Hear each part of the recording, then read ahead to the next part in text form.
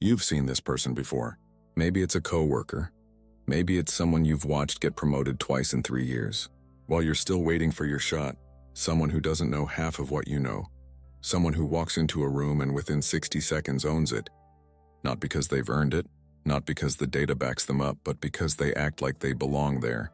And the worst part isn't watching them succeed. The worst part is that quiet voice inside you that already knows exactly why it's happening.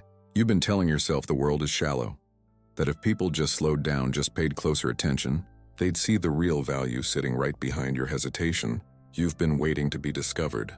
That's not a strategy, that's a trap. And today we're going to dismantle it completely. Here's the uncomfortable truth that most people spend their entire careers refusing to accept. The world doesn't have time to evaluate your competence, not really.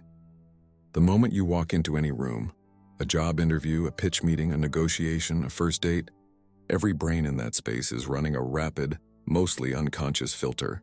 And that filter isn't reading your resume. It isn't weighing your credentials. It's scanning your body. Posture, stillness. The way your voice lands at the end of a sentence, does it fall with certainty or rise with apology? This isn't cynicism, it's neuroscience.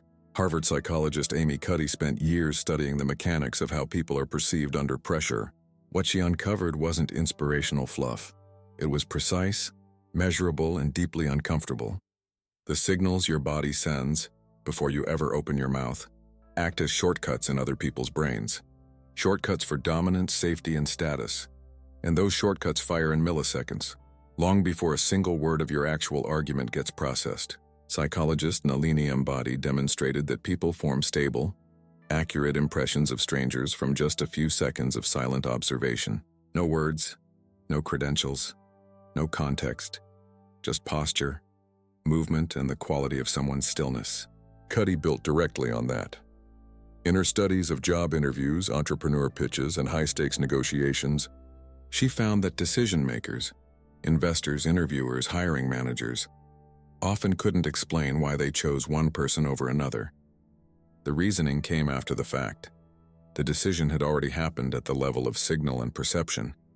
What they were picking up on without knowing it was presence. Not charisma, not extroversion, not volume. Presence is something more specific. It's the coherence between what you feel internally and what your body expresses externally. When those two things are aligned, people read it as authenticity. They read it as competence.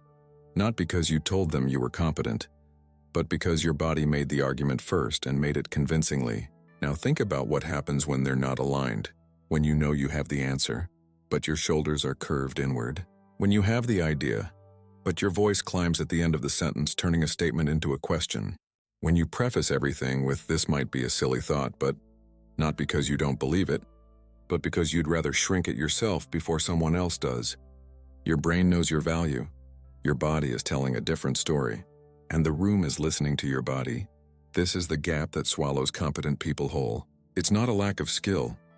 It's a misalignment between skill and expression. The knowledge is there. The signal is wrong. Cuddy observed this even in venture capital pitches. When investors were asked why they funded one entrepreneur over another with a comparable idea, they consistently mentioned things like passion, confidence, and poise, not the business plan itself. The content mattered, but it only mattered after the signal had already opened the door. The average person with strong presence can walk through that door.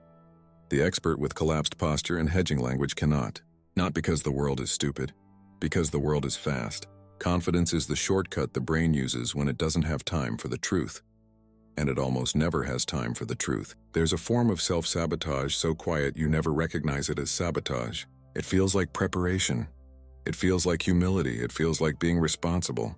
You don't apply for the position until you meet every single requirement. You wait until you've read enough, rehearsed enough, know enough.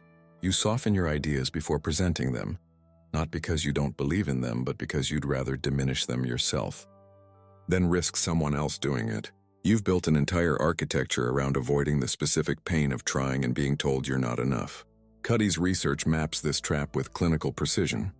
It starts with the belief that you're not ready yet, which produces avoidance behavior. Fewer attempts, smaller bets, gentler language. Fewer attempts mean fewer wins. Fewer wins confirm the original belief. The cycle closes, the cage builds itself. Meanwhile, the confident person on the other side of the table, The one who in private you know is less prepared than you, is running the opposite loop. They try more because rejection isn't processed as proof of inadequacy. They present ideas without apologizing, so people hear conviction instead of doubt. When they fail, they treat it as data, not as a verdict.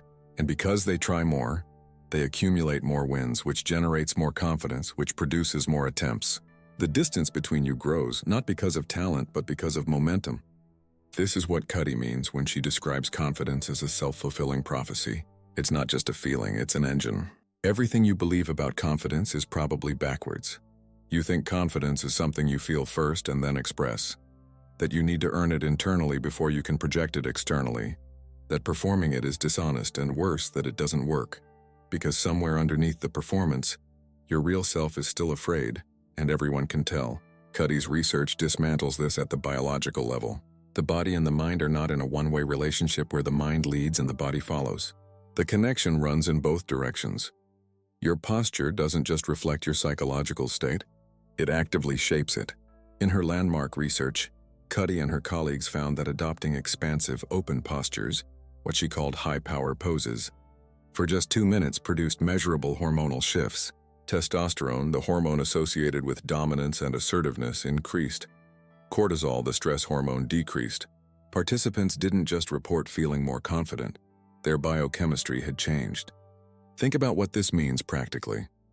The hunched posture you adopt in a difficult meeting isn't just bad ergonomics. It's a message your body sends to your nervous system. We are not safe, we are not dominant, we need to be careful here. And your nervous system responds accordingly. Cortisol spikes. The threat response activates. Cognitive resources narrow. You become visibly less able to think clearly, speak fluently, and hold your position. Precisely when you need to do all three. Now reverse it. 2 minutes alone before the meeting. Arms extended or hands on hips. Chest open, feet planted.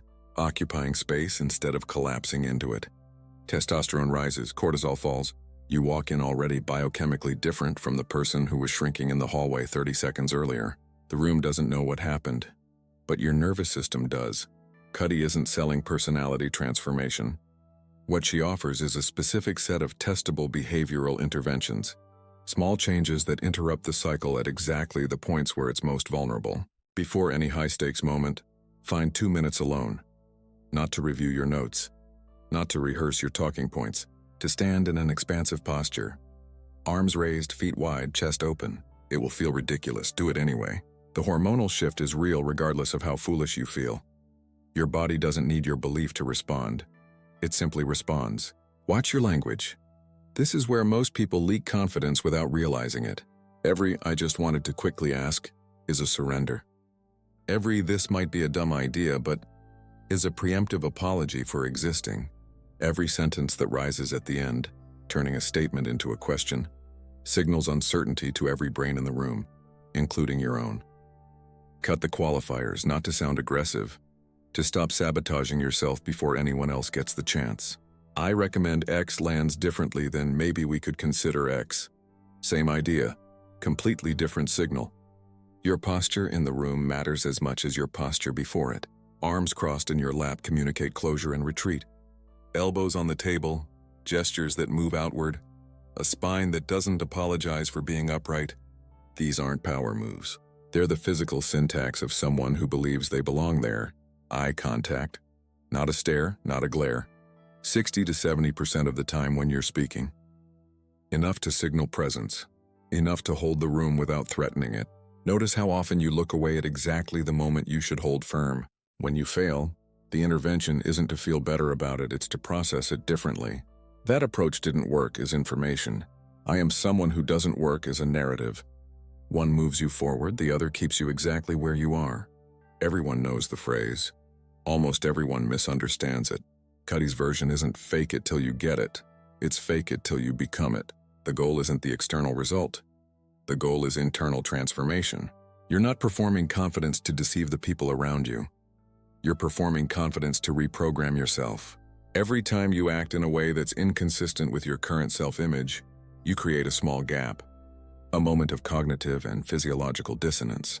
And the brain, which hates inconsistency, begins to close that gap. Not by pulling the behavior back toward the old identity, but by pushing the identity toward the new behavior. You acted with confidence, the brain registers it. You acted with confidence again, the brain registers that too. Over time, the accumulated evidence begins to rewrite the story you tell about who you are. This is how habits form at the neurological level. Cuddy knew this intimately, not just as a researcher, but as someone who lived it.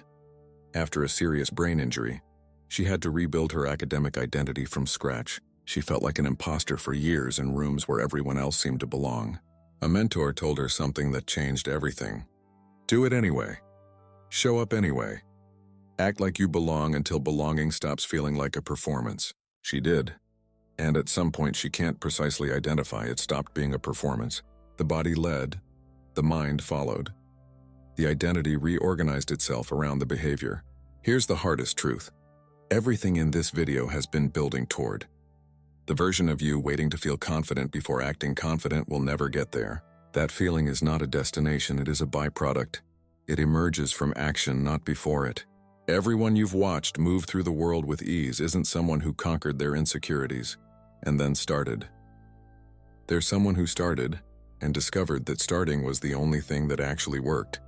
The gap between you and them isn't talent, it isn't preparation. It's the willingness to send the signal before you feel it internally, to let the body lead while the mind catches up, to vote repeatedly and without guarantees for the person you are becoming. You have the competence, you always did. The only question left is whether you're willing to let it show. Leave a comment below with the one thing you've been waiting to feel ready for. Say it out loud. That's already the first step.